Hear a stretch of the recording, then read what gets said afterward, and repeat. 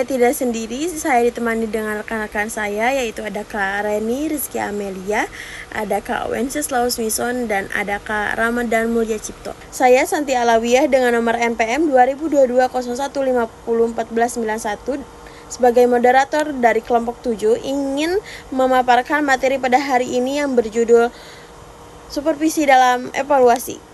Supervisi pendidikan merupakan kegiatan pembinaan profesional yang dilakukan secara terencana, terstruktur, dan berkelanjutan untuk membantu guru meningkatkan kualitas pembelajaran. Dalam konteks evaluasi pembelajaran, supervisi memastikan bahwa seluruh proses penilaian berjalan objektif, sistematis, transparan, valid, dan reliable, dan dapat dipertanggungjawabkan. Nah, supervisi evaluasi itu berfokus pada proses penilaian, bukan hanya nilai akhir siswa. Nah, menilai apa sih? Nah, menilai apakah guru sudah menggunakan teknik evaluasi sesuai prinsip kurikulum Merdeka atau kurikulum 2013. Membantu guru memahami standar kompetensi asesmen formatif, sumatif, dan strategi diferensiasi penilaian. Supervisi juga menjadi sarana dialog reflektif antara guru dan supervisor untuk meningkatkan profesional guru.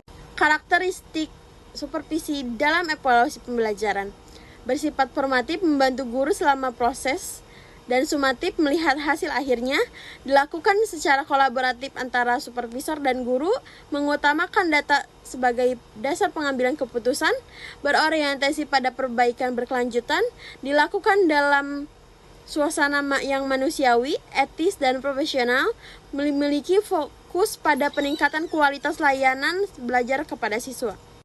Formatif dan sumatif. Formatif, pendampingan terus-menerus saat proses mengajar dan menilai. Sumatif, menilai keberhasilan guru setelah seluruh proses penilaian selesai. Kolaborasi. Guru tidak dinilai tetapi diajak bekerja sama untuk memperbaiki kualitas pembelajaran. Berbasis data, supervisor menggunakan bukti nilai siswa, lembar observasi, jurnal guru, rubrik penilaian. 4. Berorientasi perbaikan berkelanjutan. Setiap siklus supervisi harus menghasilkan peningkatan nyata.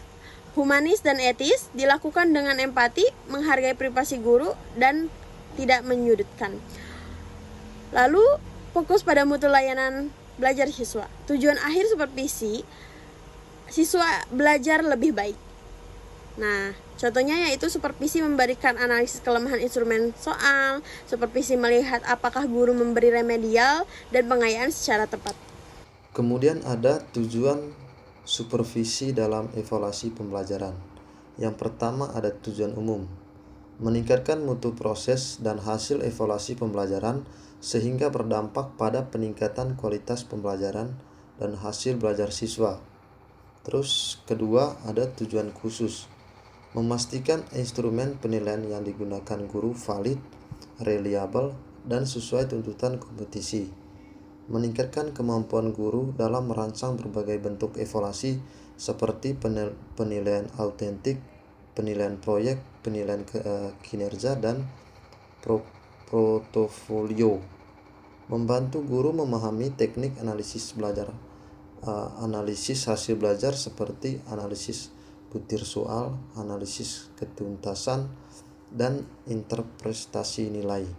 Mendorong guru menggunakan hasil evaluasi sebagai dasar pemberian umpan balik kepada siswa, membantu guru dan merancang program remedial dan penggayaan berdasarkan hasil evaluasi, menumbuhkan budaya refleksi guru terhadap praktik penilaian, menjamin kelarasan antara evaluasi dan kurikulum atau standar kompetisi. Fungsi supervisi dalam evaluasi pembelajaran. Yang pertama ada fungsi pengembangan profesional, yang kedua ada fungsi kontrol dan penjaminan mutu, terus yang ketiga ada fungsi konsultatif, terus yang keempat ada fungsi evaluatif, yang kelima ada fungsi koordinatif, terus yang keenam ada fungsi pengambilan keputusan, terus yang ketujuh ada fungsi motivasional. Yang pertama itu penjelasan dari pengembangan profesi guru, memberikan pelatihan, pendampingan, coaching, dan mentoring. Terus ada fungsi kontrol dan penjaminan mutu, memastikan penilaian tidak bias mengikuti standar kurikulum. Terus yang ketiga ada fungsi konsultatif. Guru dapat berdiskusi tentang masalah evaluasi, misalnya sulit menyusun rubrik atau tidak bisa menganalisis nilai. Terus yang keempat ada fungsi evaluatif, mengevaluasi kesesuaian cara guru penilaian dengan kaidah penilaian pendidikan. Yang kelima ada fungsi koordinatif, menghubungkan kepala sekolah, guru mata pelajaran, konselor BK, dan wakil kelas dalam pembahasan hasil evaluasi siswa. Terus yang keenam ada pengambilan keputusan. Hasil supervisi dapat digunakan sebagai dasar penentuan pelatihan guru, perbaikan kebijakan penilaian sekolah. Terus yang ketujuh ada motivasional. Fungsi motivasional memberi dorongan positif agar guru lebih percaya diri dalam melakukan evaluasi. Baik, selanjutnya saya akan menjelaskan mengenai prinsip supervisi dalam evaluasi, di mana yang pertama ada objektivitas yang artinya fokus pada bukti bukan perasaan atau opini pribadi. Nah, ini berarti penilaian atau evaluasi harus berdasarkan pada fakta dan data yang konkret yang dapat dilihat atau diukur, bukan pada perasaan, prasangka, atau pendapat pribadi dari si penilai atau si supervisor. Nah, mengapa ini penting? Objektivitas menjamin keadilan dan membuat hasil evaluasi sulit dibantah karena didukung oleh bukti bukan sekedar opini. Yang kedua ada keterbukaan atau transparansi yang artinya semua terlihat jelas. Nah, prinsip ini menuntut adanya keterbukaan penuh dalam setiap tahapan evaluasi. Orang yang dievaluasi, misalkan dalam hal ini adalah guru, harus tahu persis apa yang sedang terjadi. Nah, mengapa hal ini penting? Transparansi menghilangkan kecurigaan, membangun kepercayaan, dan membuat subjek evaluasi merasa diperlakukan secara profesional dan hormat. Lalu yang ketiga ada kesinambungan atau bukan sekedar proyek sekali jalan. Nah, evaluasi ini tidak dilakukan hanya sesekali atau hanya saat ada permasalahan saja. Nah, proses ini harus dilakukan secara teratur dan berkesinambungan atau berkelanjutan sebagai bagian dari rutinitas peningkatan mutu, dalam hal ini peningkatan mutu pendidikan. Nah, mengapa hal ini penting? Perbaikan mutu adalah proses, bukan hasil yang instan. Berkesinambungan memastikan bahwa masukan yang diberikan ditindaklanjuti dan dampaknya dapat diukur secara berkala, bukan hanya dilihat sekali dan kemudian dilupakan.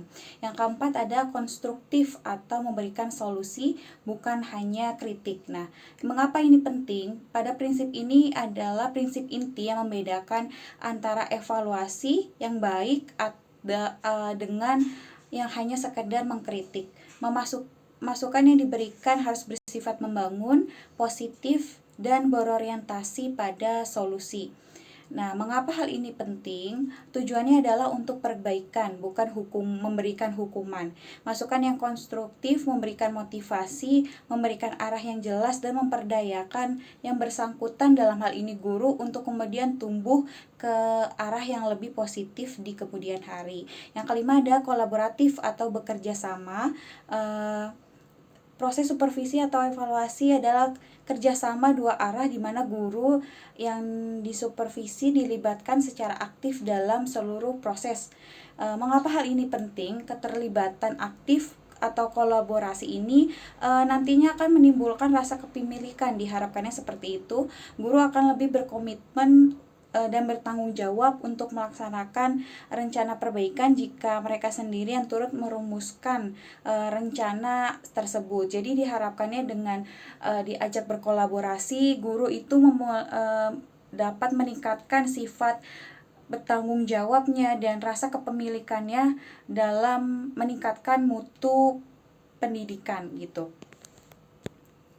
Kelima prinsip ini kemudian saling mendukung untuk menciptakan sistem evaluasi yang adil, terpercaya, dan efektif dalam mendorong peningkatan kualitas, seperti itu.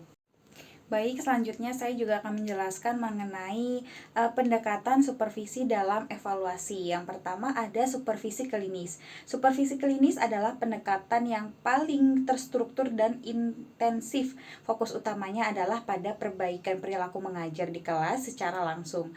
Tujuannya apa? Tujuannya adalah untuk memberikan umpan balik segera dan terperinci untuk perubahan perilaku mengajar yang terukur. Yang kedua ada supervisi kolaboratif, di mana supervisi kolaboratif menekankan pada konsep kemitraan dan saling berbagi tanggung jawab antara supervisor dengan guru. Ini adalah pendekatan yang demokratis dan sejajar. Tujuannya adalah untuk membangun kapasitas profesionalan guru, di mana dalam hal ini dalam aspek kemandirian dan refleksi diri melalui dialog yang setara, di mana evaluasi dilakukan secara reflektif dan bersama. Yang ketiga ada supervisi berbasis sekolah. Pendekatan ini mengintegrasikan kegiatan supervisi ke dalam konteks dan tujuan keseluruhan sekolah. Fokusnya lebih luas daripada hanya perilaku mengajar di kelas atau perilaku mengajar individu. Tujuannya adalah untuk memastikan bahwa praktik mengajar individual mendukung dan berkontribusi pada pencapaian target mutu sekolah secara keseluruhan, dan evaluasi menjadi bagian dari siklus peningkatan mutu sekolah. Yang keempat ada supervisi berbasis bukti, di mana ini adalah pendekatan yang sangat mengutamakan data dan fakta sebagai dasar untuk memberikan feedback dan membuat keputusan evaluasi. Tujuannya adalah untuk membuat keputusan yang adil dan valid mengenai kinerja, serta memastikan bahwa perubahan praktik didorong oleh dampak yang terbukti terhadap hasil yang diinginkan, misalnya peningkatan prestasi siswa atau keterlibatan orang tua, seperti itu. Kemudian ada teknik-teknik supervisi. Yang pertama ada teknik supervisi individual. Teknik supervisi individual di sini adalah pelaksanaan supervisi yang diberikan kepada guru tertentu yang mempunyai masalah khusus yang bersifat perorangan. Supervisor di sini hanya berhadapan dengan seseorang guru yang dipandang memiliki persoalan tertentu. Teknik-teknik supervisi yang dikelompokkan sebagai teknik individual meliputi kunjungan kelas, observasi kelas, pertemuan individual, kunjungan antara kelas, dan menilai diri sendiri. Yang kedua ada teknik supervisi kelompok. Teknik supervisi kelompok adalah suatu cara melaksanakan program supervisi yang ditunjukkan pada dua orang atau lebih memiliki masalah atau kebutuhan atau kelemahan-kelemahan yang sama dikumpulkan menjadi satu atau bersama-sama. Pelaksanaan teknik supervisi kelompok dapat dilakukan dengan cara pertemuan atau rapat, diskusi kelompok, dan mengadakan pelatihan-pelatihan atau workshop atau kegiatan lain yang relevan. Kemudian ada peran guru konselor dan kepala sekolah dalam supervisi evaluasi. Berikut guru, konselor, dan kepala sekolah memiliki peran saling melengkapi dalam supervisi evaluasi. Guru dalam pelaksanaan pembelajaran, konselor pada layanan bimbingan, dan kepala sekolah pada pengawasan serta pembinaan agar mutu pendidikan meningkat. Mungkin hanya itu yang bisa kami sampaikan, kurang lebihnya mohon maaf. Billahi taufiq wa hidayah. Wassalamualaikum warahmatullahi wabarakatuh. Jangan lupa tulis komentar di sini.